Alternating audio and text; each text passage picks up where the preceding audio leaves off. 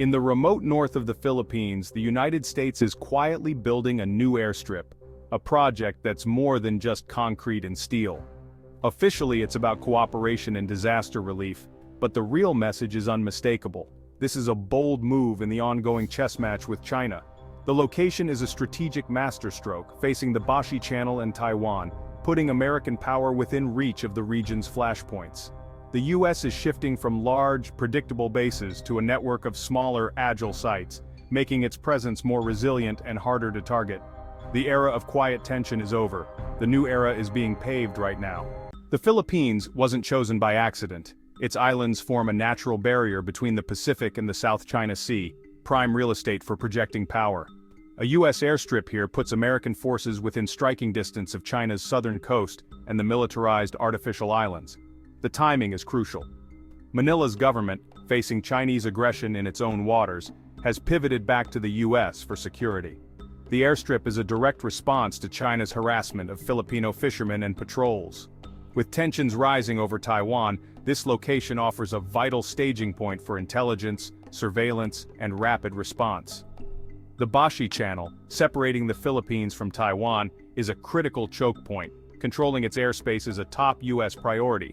This project is the centerpiece of the Enhanced Defense Cooperation Agreement, or EDCA, allowing the US to build and pre-position assets on Philippine bases. It's a long-term investment, not a temporary deployment. The US is signaling permanence in an era of uncertainty. The message, America is here to stay. This airstrip is a direct counter to China's creeping expansion in the South China Sea. For years, Beijing has built its own military outposts on reclaimed land, slowly tightening its grip. The new US facility challenges that dominance, placing American assets closer to the action and reducing response times. Now, US jets and bombers can maintain a persistent presence, complicating China's military planning. The game has changed. China can no longer assume it will have free rein in a crisis. Beyond military might, the airstrip is a powerful symbol of American commitment, reassuring allies like Japan, Australia, and the Philippines. Concrete on the ground speaks louder than diplomatic statements. The base also boosts maritime domain awareness, with advanced radar and surveillance tracking every move in the region. Intelligence is power. This hub gives the US and its allies a crucial edge. They can see what China is doing, anticipate moves, and respond faster than ever. The US is making it clear unchecked expansion is over. The region's security architecture is being rewritten. The Dragon now faces a new obstacle. This airstrip is the latest chapter in a long US-Philippines military partnership, dating back to the Spanish-American War and forged in World War II. After the war, massive US bases like Clark and Subic Bay anchored American power in the Pacific, until Philippine nationalism closed them in the 1990s. Many thought the alliance was over, but history has come full circle as strategic interests realign. The 1951 Mutual Defense Treaty remains the legal backbone, obligating both nations to defend each other. Recent US statements have clarified, attacks on Philippine forces in the South China Sea will trigger the treaty. This assurance has emboldened Manila to stand up to Chinese encroachment. The new airstrip built under EDCA is a modern evolution, flexible, sustainable, and respectful of Philippine sovereignty. Facilities are within Filipino camps, but the US gains the forward presence it needs. It's a 21st century solution built on a foundation of shared sacrifice and trust. The alliance has weathered storms, adapted, and is now being revitalized for a new era. The US and Philippines are once again united by necessity. Together, they're preparing for the challenges of great power competition. The partnership endures, stronger than ever. The new airstrip has sent ripples across the globe, exposing deep divisions. America's closest allies, Japan and Australia, quietly support the move, seeing it as vital for regional stability.